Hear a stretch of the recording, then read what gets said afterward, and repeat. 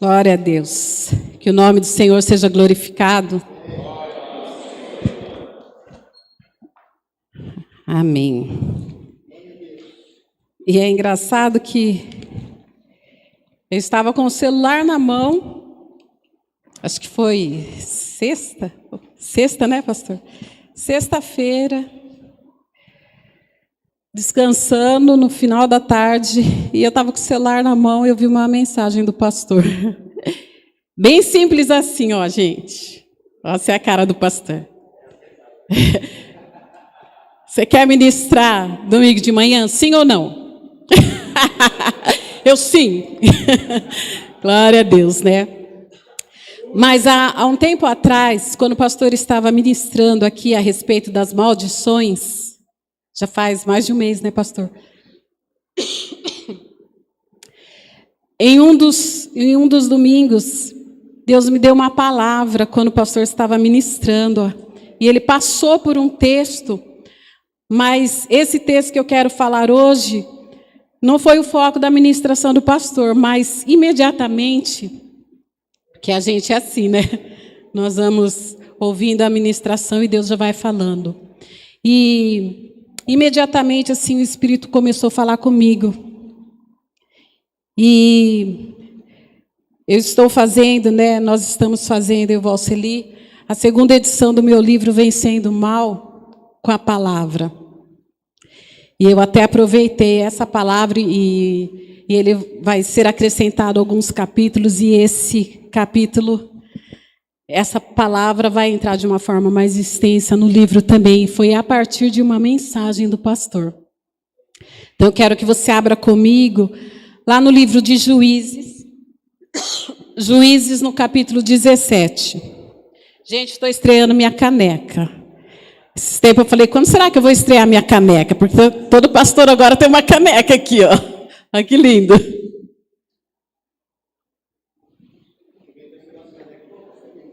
É. Nossa, ele que trouxe a moda da caneca. Juízes 17. Diz assim, verso 1.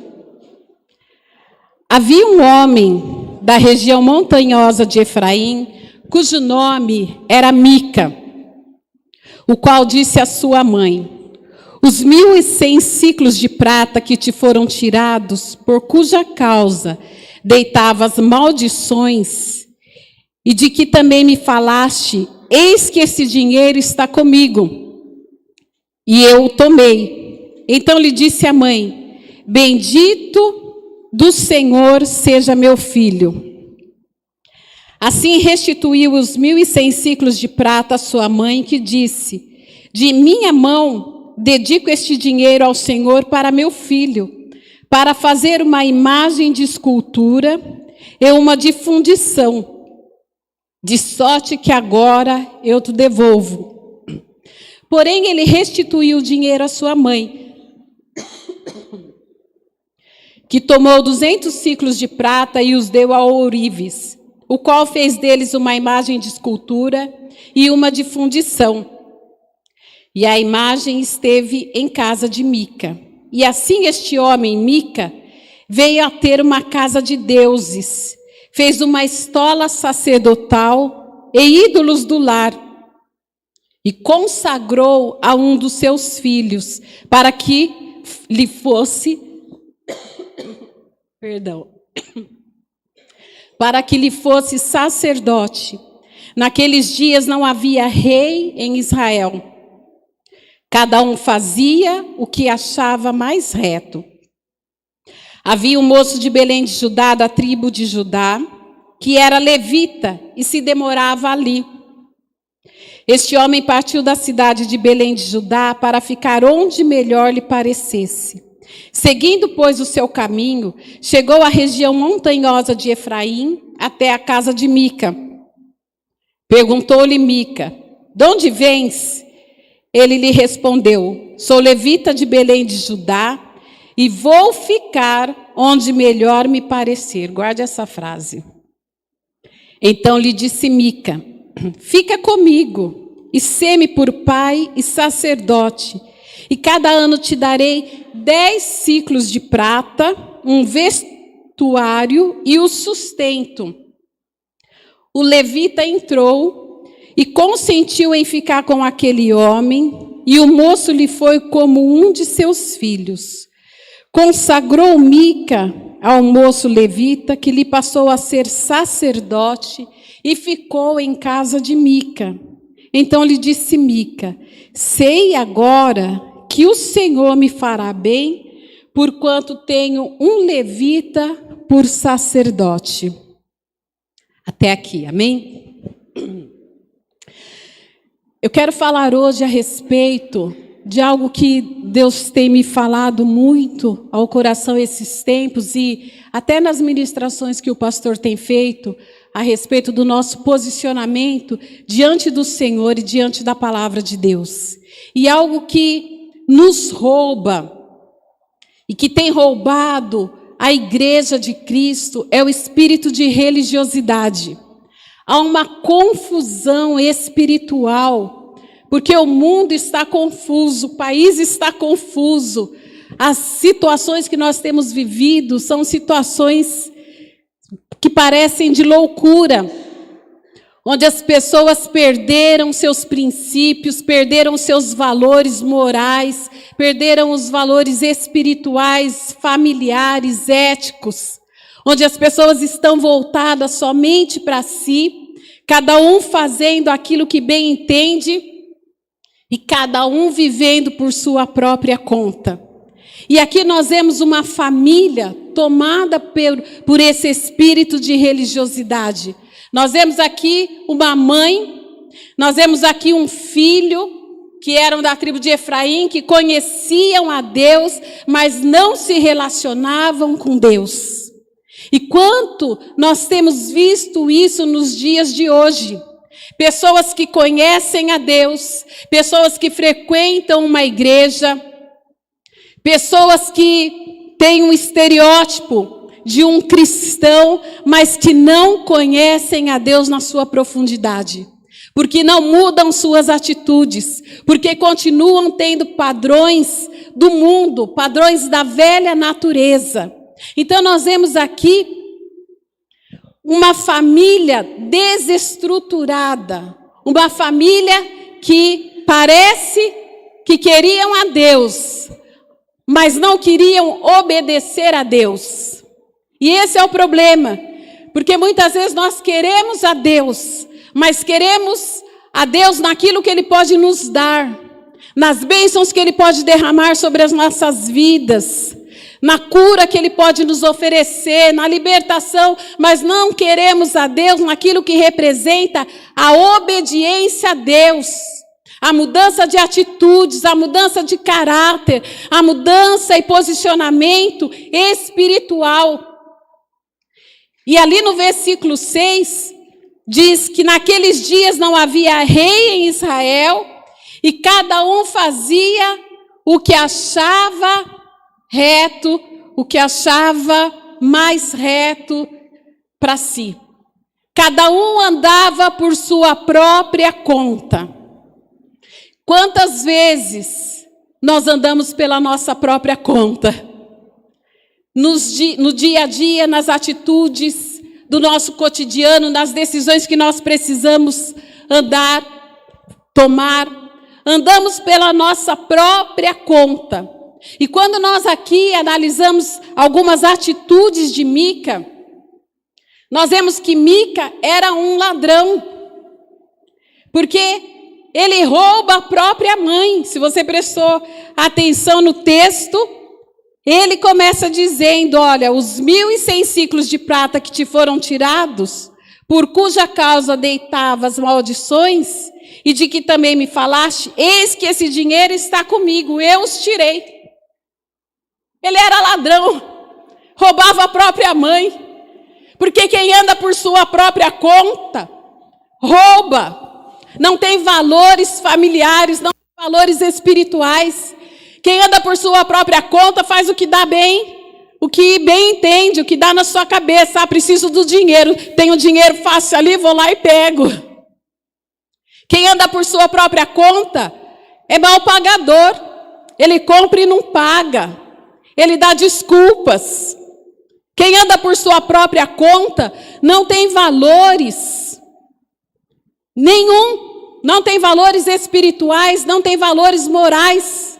Porque ele faz aquilo que ele acha certo, segundo a sua própria vontade, seu próprio desejo de satisfação. Porque é uma pessoa centrada em si mesma, egocêntrica. E Mica rouba a própria mãe. Isso me fez lembrar de pessoas viciadas. Quantas que tem um filho viciado que rouba a própria mãe, rouba o pai, rouba tudo que está dentro de casa, né? Para sustentar um vício maldito.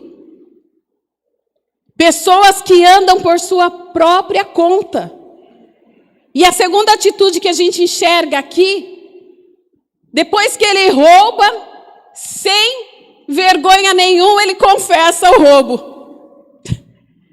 Porque quem anda por sua própria conta, tanto faz.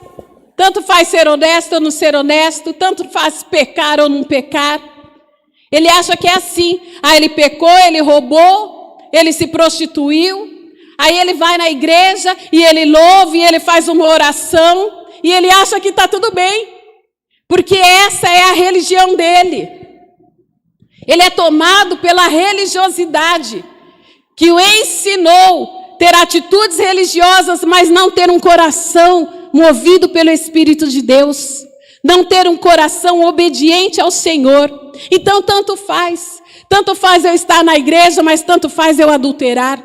Tanto faz eu estar na igreja e me santificar ali naquele momento de culto e até orar, mas sair fora e xingar e mentir e falar palavrões, porque eu estou por minha própria conta. Tanto faz. Mica rouba e Mica confessa. Mas a terceira atitude, por que ele confessa o pecado? Porque ele tinha receio da maldição que a mãe lançou. Não foi por arrependimento. Não foi porque ele falou, puxa, pisei na bola. Mas ele tinha medo da maldição lançada, porque afinal de contas ele conhecia a palavra. Então, as pessoas são assim.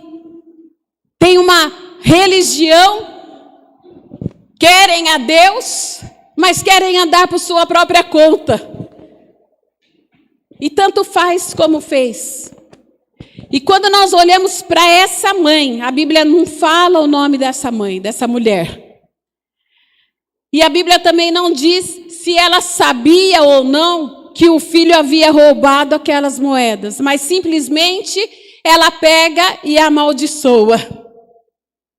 Uma mãe desinteressada simplesmente dá falta do dinheiro e amaldiçoa. Mas olha que confusão que havia nessa família. Porque quando o filho confessa, fui eu que peguei o dinheiro, você amaldiçoou tanto, tem falado tanto, está aqui o dinheiro. Em seguida, a ela ter amaldiçoado que o filho confessa, ela vai e abençoa o filho em nome do Senhor. Olha que coisa é essa. Ela amaldiçoa e abençoa. Mas Tiago 3, se você está com a sua Bíblia, Tiago 3, o versículo 10, diz assim: de uma só boca procede bênção e maldição. Meus irmãos, não é conveniente que estas coisas sejam assim.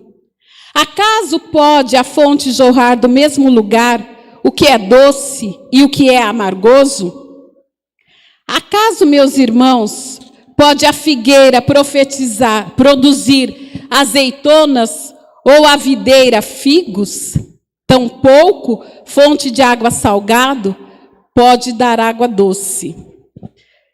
Então nós vemos aqui o que a própria palavra fala. Não é possível da mesma boca sair bênção e sair maldição. Mas infelizmente isso acontece.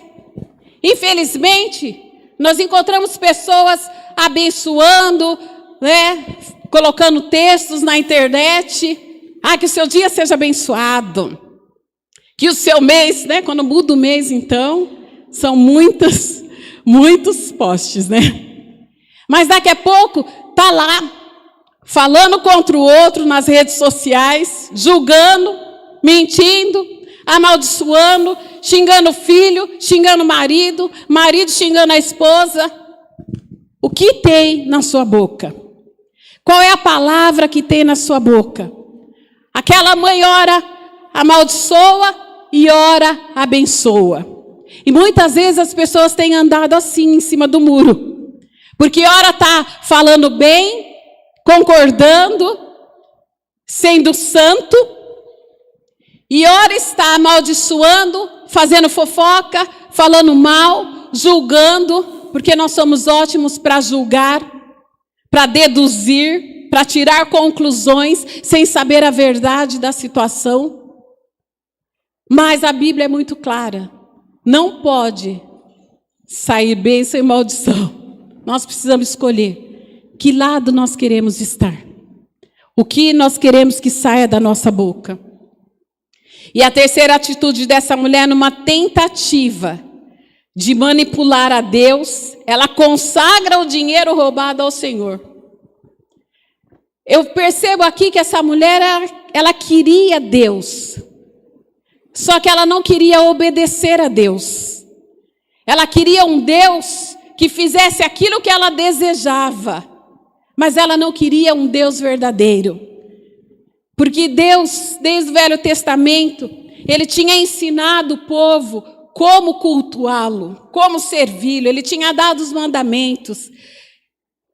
E essa mulher, ela tenta de alguma forma trazer Deus para a sua vida, para a sua casa, para a vida do seu filho, mas de uma forma errada, de uma forma desobediente. E preparando essa palavra, eu me lembrei de uma frase que eu gosto muito de um livro que fala assim, olha, o momento decisivo da nossa vida se dá quando deixamos de buscar o Deus que queremos e começamos a buscar o Deus verdadeiro.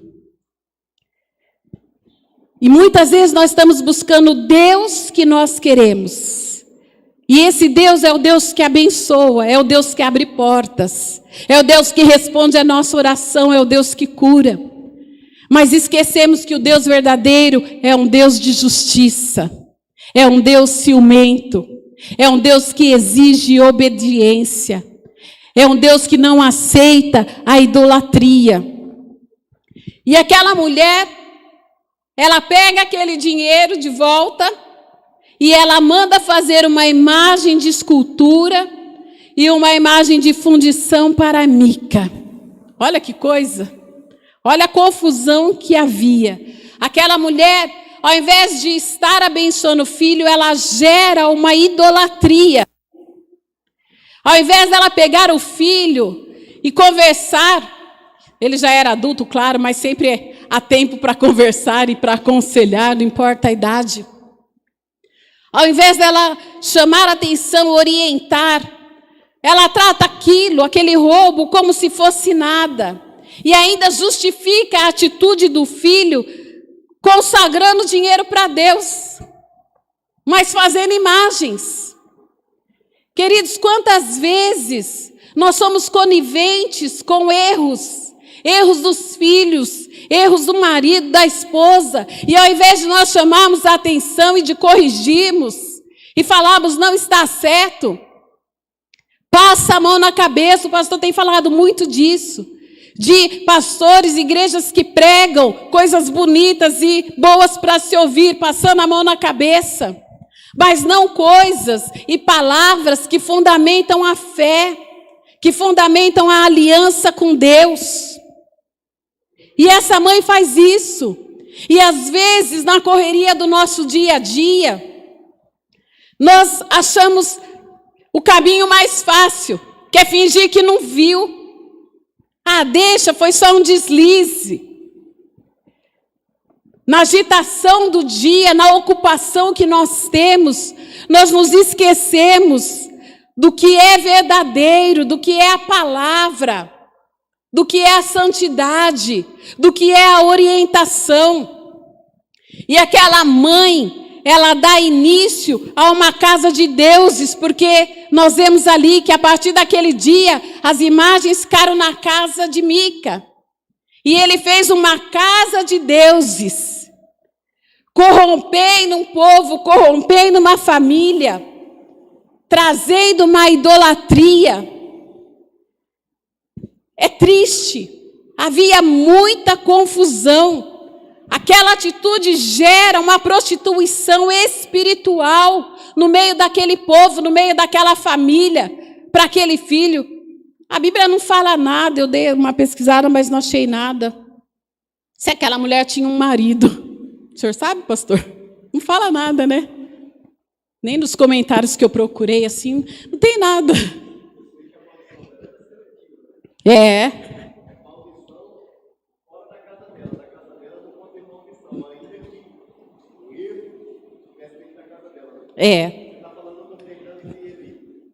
De Eli. É verdade. Então, o pastor está falando que a maldição dela era seletiva, na casa dela não. Lá na casa do Mica. Então, só que às vezes nós estamos assim, porque esse espírito de religiosidade, ele vai trazendo isso, vai fazendo assim. Vai achando que nós estamos bem, que estamos na presença de Deus porque frequentamos a igreja, porque vamos à corda. Mas vida com Deus vai muito além disso. Vida com Deus é você ouvir Deus. É você desejar Deus profundamente. É você separar o seu momento para Ele, para ler a Bíblia, para orar e para ouvi-lo falar. Porque às vezes a gente não tem nem tempo de ouvir Deus falar. A gente ora, mas quando Deus vai falar, a gente já falou amém. E ainda culpa a Deus. Porque a maioria das pessoas que se afastam da igreja, da comunhão do corpo, culpam a Deus, culpam as pessoas. Arruma uma muleta para justificar o seu próprio pecado, o seu próprio egocentrismo, a sua própria falta de vontade de estar na presença de Deus e se submeter. E nós somos muito bons em dar desculpas. E a palavra de Deus, ela condena completamente toda sorte de idolatria. Lá no livro de Deuteronômio, se você puder abrir, capítulo 5. Deuteronômio, no capítulo 5, versículo 7. Eu sou o Senhor, o teu Deus, que te tirei do Egito, da casa da servidão. Não terás outros deuses diante de mim. Não farás para ti imagem de escultura, nem semelhança alguma do que há em cima no céu, nem embaixo na terra, nem nas águas debaixo da terra. Não as adorará, nem lhes dará culto, porque eu, o Senhor, o teu Deus, sou Deus zeloso, que visito a iniquidade dos pais nos filhos até a 3ª e 4ª geração daqueles que me aborrecem. E faço misericórdia até 1000 gerações daqueles que me amam e guardam os meus mandamentos. Então a palavra de Deus, ela é clara aqui. Apocalipse fala, Apocalipse 22:15. Entre tudo o que está falando aí, não entrarão nos reinos de céus o que praticam idolatria. E às vezes nós idolatramos objetos, coisas, pessoas e até a nós mesmos. Toda vez que você tira a glória de Deus e coloca a glória em alguma situação, alguma pessoa, isso é idolatria. E havia essa confusão espiritual no meio daquela família, na vida daquele homem, não sei se homem, moço. Que tipo de mãe, que tipo de pai nós temos sido? Qual é o exemplo que nós temos dado aos nossos filhos? Porque muitas vezes o maior exemplo são as atitudes do que as palavras. Os nossos filhos aprendem muito com as nossas atitudes, muito mais do que com palavras. porque eles vão imitar aquilo que nós fazemos. E o espírito de religiosidade vem para destruir. Será que nós temos servido a Deus, o Deus verdadeiro, o Deus da Bíblia, o Deus que nos dá um caminho de culto, de louvor, de adoração? Ou será que nós temos servido um Deus que nós queremos? Eu adoro a Deus do jeito que eu quero. Eu sirvo a Deus do jeito que eu quero. Eu me lembro uma vez que eu estava falando com uma pessoa e ela tinha algumas práticas de prostituição. E eu estava falando com ela e ela me respondeu assim, é que eu não tenho bem essa visão. A minha forma de pensar é outra. Eu falei, mas não importa a forma de pensar, importa o que a Bíblia fala a respeito dessas coisas. E às vezes a gente tem a nossa forma de pensar e acha que a nossa forma de pensar vai mudar o que Deus pensa, o que Deus fala. E aí nós vemos ali aquilo que continua acontecendo no capítulo 17. Quando chega a história desse levita aqui, também na casa de Mica. Nós vemos ali a atuação desse espírito maligno da religiosidade. Porque chega aquele levita e tem um bate-papo com Mica. De onde você veio? Eu vim de Belém, de Judá, eu sou de lá, sou levita. Ah, você é levita? Fica aqui comigo. Fica aqui. E me seja, ele fala, deixa eu achar aqui o versículo. Fica comigo, versículo 10. Me sê por pai e sacerdote. E eu te darei 10 ciclos de prata, o vestuário e o sustento.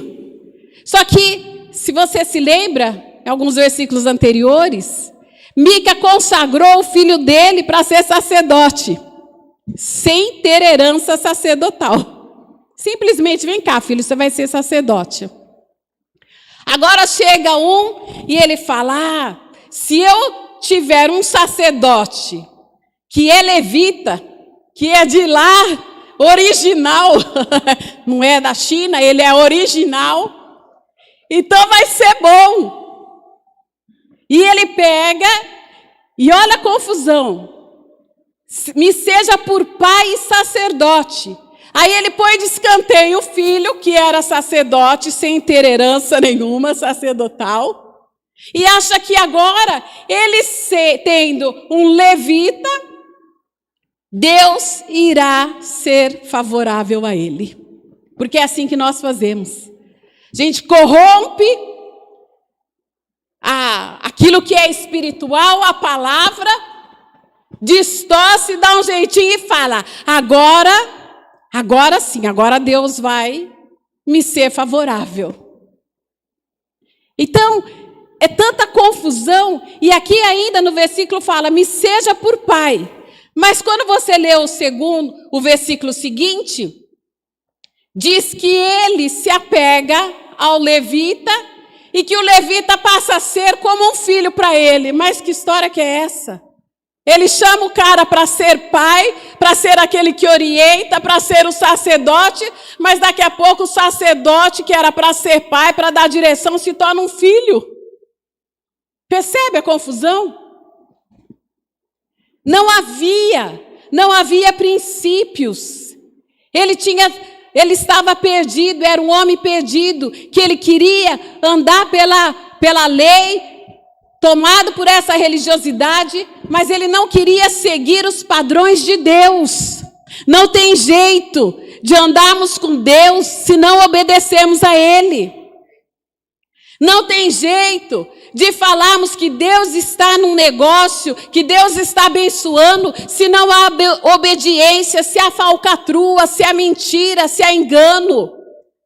E tem muitas pessoas cegas, achando que agora Deus vai me abençoar, porque agora encontrei um sacerdote. Esse espírito de religiosidade tem algumas formas de atuações. de atuação. A primeira forma, o religioso ele tem aparência de piedade de santo. Ele tem aparência de espiritual, mas ele é vacinado contra o arrependimento. Então, ele está lá louvando, ele está lá adorando, ele está orando, ele tem até uma palavra para dar para os outros. Mas ele não se arrepende dos próprios pecados. Ele não se arrepende da própria prostituição que ele pratica. Ele não se arrepende daquilo que ele faz no cotidiano, fora da vista das pessoas, do convívio com os irmãos. E ele se esquece que Deus conhece o profundo do coração. Ele não conhece a Deus e não quer se arrepender. Não havia arrependimento em Mica. Havia receio da maldição que a mãe lançou, mas não arrependimento pelo pecado do roubo. O que Deus deseja de nós é arrependimento. Lá no livro de Atos, eu quero que você abra comigo. Atos no capítulo 17.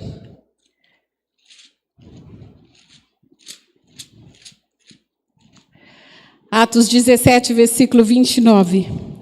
Diz assim: sendo, pois, geração de Deus, não devemos pensar que a divindade é semelhante ao ouro, à prata ou à pedra, trabalhados pela arte e imaginação do homem. Ora, não levou Deus em conta os tempos da ignorância. Agora, porém, notifica aos homens que todos em toda parte se arrependam, porquanto estabeleceu um dia em que há de julgar o mundo com justiça, por meio de um varão que destinou e acreditou diante de todos, ressuscitando-o dentre os mortos. Diga a todos que se arrependam.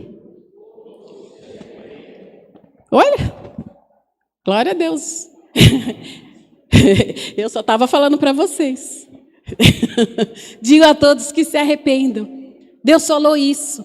Isso é o que o Senhor quer. E hoje é tempo de olhar para a nossa vida. Como está a minha religião? Ela está focada e centrada no Deus que tudo pode, em obediência, em comunhão, em alinhamento com a vontade, com a palavra? Ou a minha religião está centrada naquilo que eu desejo? Ou eu estou andando por minha própria conta, como Mica estava andando? Deus deseja arrependimento. Senhor, eu quero me arrepender do meu egoísmo. Eu quero me arrepender das minhas fraquezas. Eu quero me arrepender da minha falta de desejo, da minha falta de vontade. Eu quero me arrepender da minha falta de tempo para o Senhor. Eu quero me arrepender do meu comportamento dentro da minha casa, da forma de eu tratar as pessoas. Eu quero me arrepender pela minha frieza. Queridos, e não é vergonha. As pessoas têm vergonha do que o outro vai pensar. Ah, se eu for lá receber uma oração, o que vão falar? E você já parou para pensar o que Deus vai pensar a respeito da sua vida e do seu comportamento? Porque a gente se preocupa muito com o que os outros vão pensar. E não nos preocupamos com o que Deus está pensando a nosso respeito. E eu quero que você pondere hoje o que Deus pensa a teu respeito. E como você pode ser melhor. E como nós podemos melhorar na nossa comunhão e na nossa vida com Deus. Porque o espírito de religiosidade, ele só tem aparência, mas ele não tem essência. A segunda ação desse espírito, ele cultiva uma vida de aparente devoção exterior, mas ele não tem paixão interior. Ele não tem desejo, ele não tem alegria. Por isso que tudo se torna pesado demais. É pesado demais estar na presença de Deus. É pesado demais jejuar. E às vezes a gente passa por tempos assim, que nós estamos tão cansados, e às vezes cansados fisicamente, cansados da correria do dia, só que a gente deixa que esse cansaço atinja a nossa vida espiritual. E tudo vai se tornando um peso. E Mateus 23, O versículo 27 diz assim: ai de vós, escribas e fariseus hipócritas, porque sois semelhantes aos sepulcros caiados, que por fora se mostram belos, mas interiormente estão cheios de ossos, de mortos e de toda imundícia.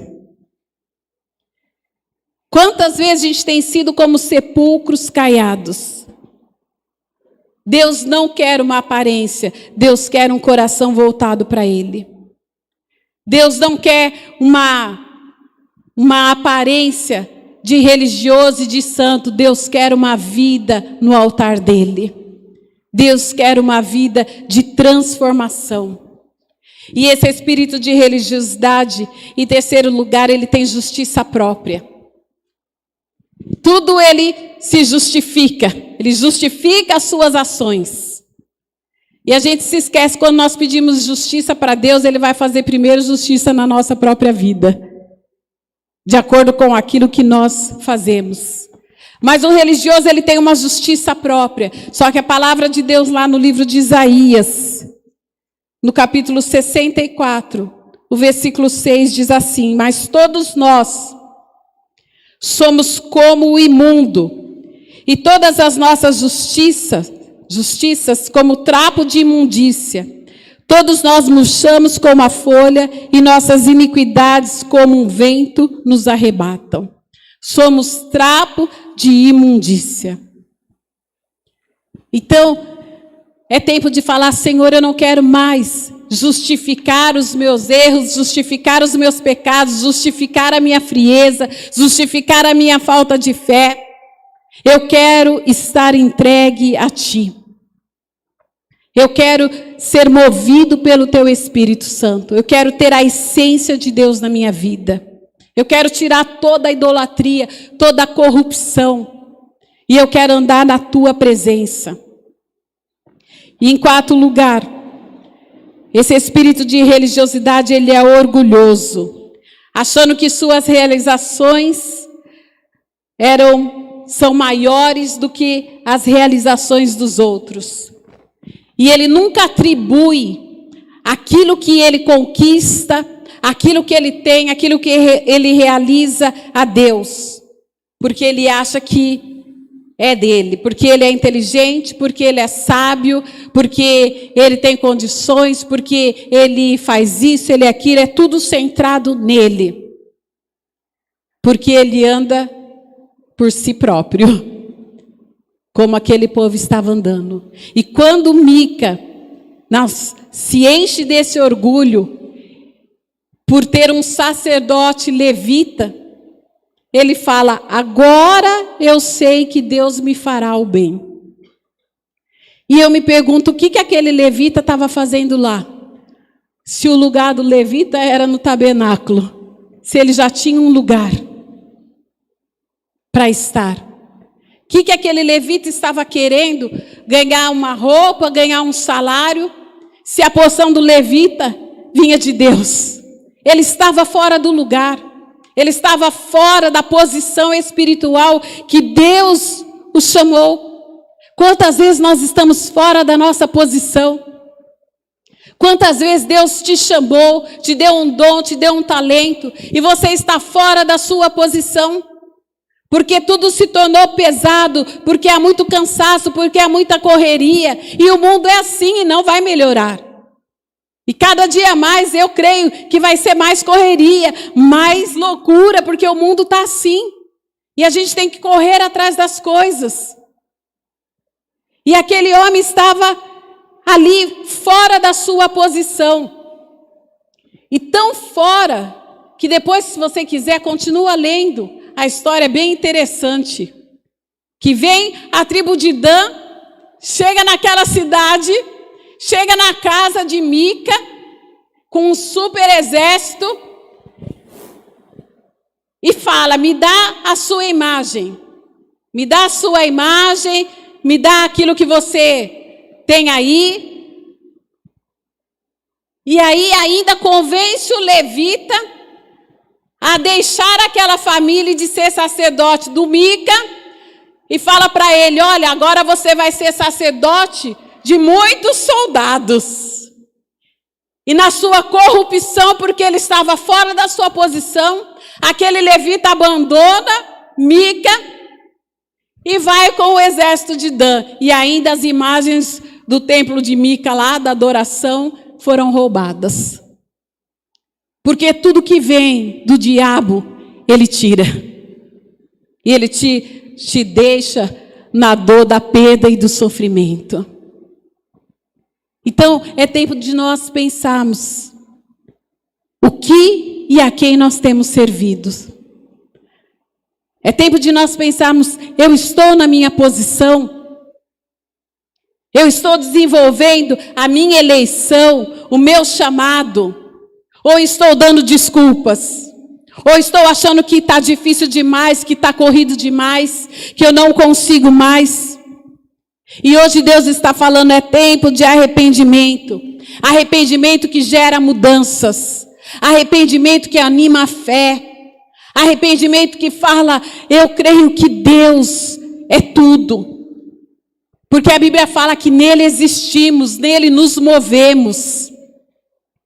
A Bíblia fala que para ele, por ele são todas as coisas.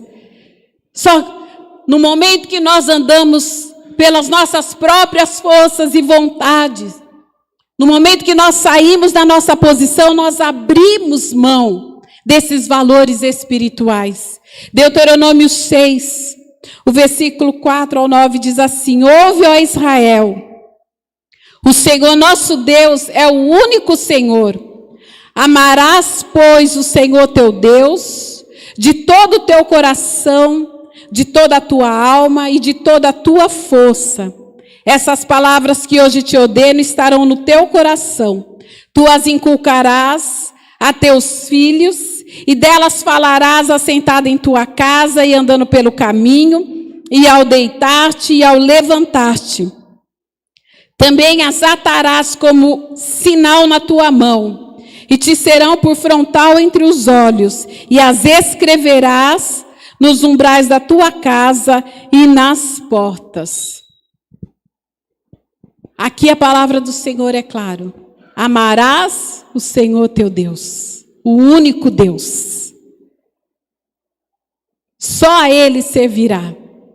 Não tem deuses, não tem trabalho, não tem carro, não tem casa, não tem nada que possa ser mais importante do que o nosso Deus. Amarás o Senhor teu Deus de todo o teu coração e de toda a tua alma. Esses dias o pastor falou sobre isso aqui também. Amarás com toda a tua força. Então significa, ame ao Senhor com todos os teus sentimentos, com todos os teus pensamentos, com toda a tua força, a tua disposição. E se você anda cansado, seja fisicamente, seja emocionalmente, seja espiritualmente, hoje nós vamos orar. E nós vamos falar, Senhor, eu quero me arrepender pelo meu cansaço. Eu quero me arrepender porque eu não tenho te amado nessa intensidade. De todo o meu coração, de toda a minha alma, com toda a minha força, porque às vezes falta.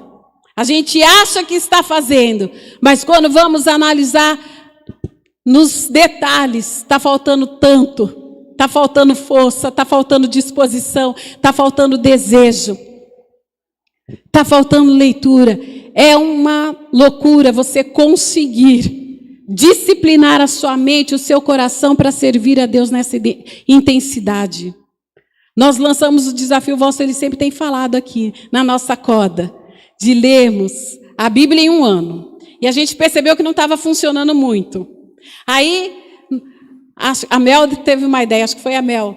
Vamos ler, então, um livro por semana. E aí a gente começou, toda semana a gente dá um livro. E aí melhorou. Mas mesmo assim, ainda tem pessoas que não conseguem. É porque não amam a Deus? Não. Amam a Deus.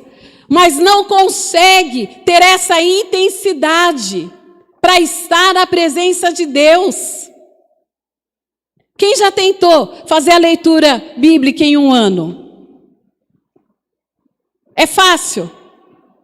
Quem já tentou e desistiu? Não é? Porque exige esforço. Servir a Deus, queridos, não é fácil não. Exige dedicação, exige compromisso, exige você abrir mão do seu tempo, da sua disposição, exige abrir mão do nosso lazer muitas vezes. Exige abrir mão das desculpas, exige abrir mão da nossa própria idolatria, porque a gente se idolatra. Nós nos achamos muito bons, muito perfeitos. Essa é a verdade do ser humano, da nossa natureza caída. E nós precisamos amar ao Senhor com toda a nossa força, com a nossa alma, com o nosso coração, entendimento. E hoje eu quero te convidar, Senhor, muda a minha vida. Me ensina a entrar nesse nível de amor a Ti, de compromisso. Senhor, tira da minha boca o julgamento, porque a gente olha muito para o outro e olha pouco para nós mesmos. Criticamos muito aquilo que o outro não faz, mas não criticamos aquilo que não fazemos, porque é fácil ver o defeito do outro, mas enxergar a sua própria falha não é fácil. E eu quero convidar você a falar: Deus, eu quero te amar com todo o meu coração. Eu quero que o Senhor mude a minha forma de pensar, a minha forma de se relacionar. Eu não quero ter confusão espiritual na minha vida. Eu não quero trazer a idolatria para minha casa. Eu não quero construir uma casa de idolatria, onde a religiosidade atua, onde os meus filhos, e agora eu falo dos meus netos, do meu neto, né? Logo os meus. Senhor, eu quero continuar sendo um exemplo. Senhor, eu quero ser tocado pelo Teu Espírito Santo para gerar mudanças. Eu quero assumir um compromisso de verdadeiramente entrar num nível mais profundo com o Senhor, sem dar desculpas, sem fazer das minhas ocupações uma desculpa para não te buscar. Você está disposto a orar? Vamos ficar em pé. Eu quero que você ore e você coloque a tua vida no altar de Deus. É tão fácil quando a gente ouve uma palavra só de bênção, só de amor, né? Deus vai fazer, Deus vai realizar.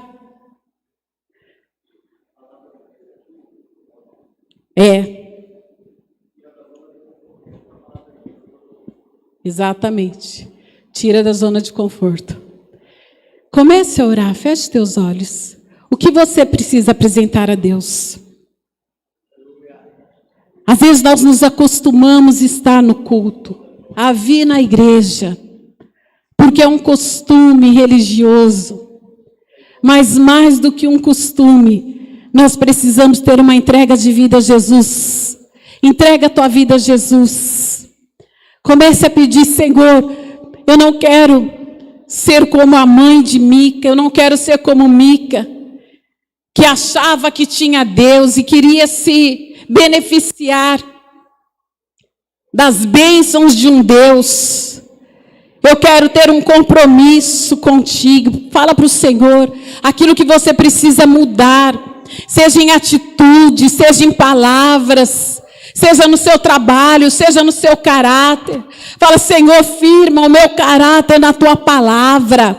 Firma o meu casamento na tua palavra. Eu não quero ser omisso. Eu não quero ser um pai omisso, negligente. Eu não quero ser uma mãe que não dá estrutura para os filhos. Eu não quero ser uma mãe que não seja coluna, uma mulher que não seja coluna da sua casa.